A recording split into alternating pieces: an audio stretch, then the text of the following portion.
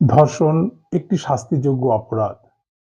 দণ্ডবিধি আইন ১৮৬০-এর ৩৭৫ ধারায় ধর্ষণকে দণ্ডযোগ্য একটি অপরাধ হিসেবে ট্রিট করা হয়েছে। আসুন আমরা জেনে নেই দণ্ডবিধি আইনে ৩৭৫ ধারায় কি উল্লেখ রয়েছে।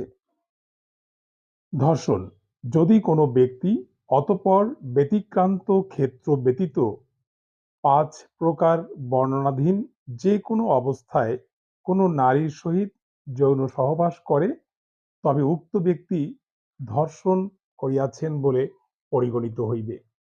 প্রথমত, তাহার ইচ্ছার বিরুদ্ধে; দ্বিতীয়ত, তাহার সম্মতি ব্যতিরেকে; তৃতীয়ত, তাহার সম্মতিক্রমে, যে ক্ষেত্রে তাহাকে মৃত্যু বা আঘাতের ভয় প্রদর্শন করে তাহার সম্মতি আদায় করা হয়; চতুর্থত, তাহার সম্মতিক্রমে, যে ক্ষেত্রে লোকটি জানে যে সে তার স্বামী নয় এবং নারীটি এই বিশ্বাসে সম্মতি দান করে যে পুরুষটির সহিত সে আইনানুগভাবে বিবাহিত, অথবা সে নিজেকে আইনানুগভাবে বিবাহিত বলিয়া বিশ্বাস করে; পঞ্চমত, তাহার সম্মতি সহকারে বা ব্যতিরেকে, যে ক্ষেত্রে সে ১৬ বছরের কম বয়স্কা কোনো মেয়ে।